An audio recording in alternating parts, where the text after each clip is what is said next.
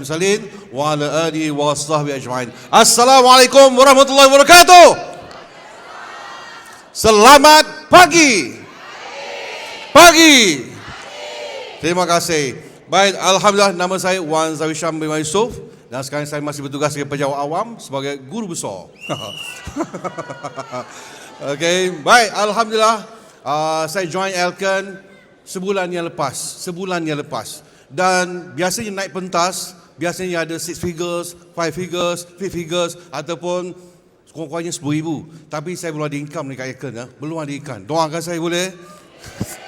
Baik, alhamdulillah.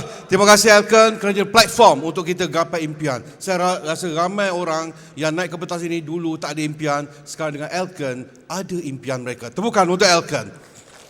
Baik, terima kasih. Tak lupa pada mentor saya dan orang yang bertanggungjawab memasukkan saya dan Elkan, Encik Faizul.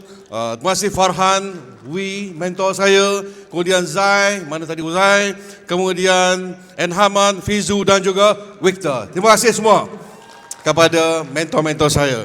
Baik, sepanjang 2 hari 1 malam ini, inilah first power camp saya. Dan inilah syarikat yang first saya join. Jadi saya pun dalam keadaan yang kelang kabut datang sini dan saya nak tahu apa yang ada di sini. Dalam 2 hari 1 malam, saya berjumpa dengan 3 daya. Apa dia? 3 daya. So sebut anak-anak. Okay, good.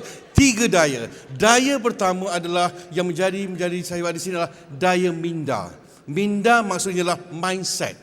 Kat sini 2 hari 1 malam ini, mindset kita ni macam-macam kan. Kita permulaan kita masuk sini mungkin kita kosong, tak tahu nak buat apa ke Elkan. Tetapi pertama sekali bila kita nak buat sesuatu, kita kena ubah mindset kita. Sekiranya mindset kita huru-hara, maka bisnes kita pun huru-hara, betul. Dan mindset atau yang kedua adalah daya hubungan.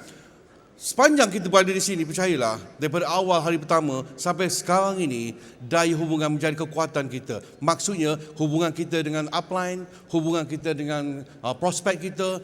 Orang tak tengok kita pandai bercakap, tapi orang tengok pada kepercayaan dia kepada kita. Kita nak jual produk apa pun, walaupun bercakap depan TikTok bagi-bagi nak gila pun, tetapi orang tak beli sebab orang tak trust kita. So, macam mana kita nak bina trust? Belajar dengan upline kita. Dan daya yang ketiga saya belajar di sini adalah daya tindakan. Apa juga kita belajar kat sini, walau 2 hari 1 malam pun, 10 hari 9 malam pun, tetapi kalau tak bertindak, apa akan berlaku?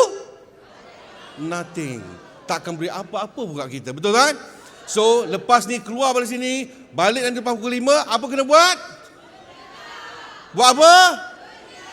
Buat live. Buat live. Lepas buat live apa dia? Ajak pergi mana? HED. Lepas HED kita buat apa? Kita closekan kita punya prospek. Lepas kita close prospek, kita buat apa? Follow up mereka untuk menjadi macam kita juga kat sini. Boleh? Terima kasih. Assalamualaikum dan matlamat saya Andre MCCM, next MCCM. Thank you. Itulah dia wakil dari kumpulan C. Wow, perkongsian yang sangat padu, sangat mantap daripada Wan Zawi Syam, Wan Yusuf. Sekarang ni kita teruskan perkongsian daripada wakil grup D. Dengan itu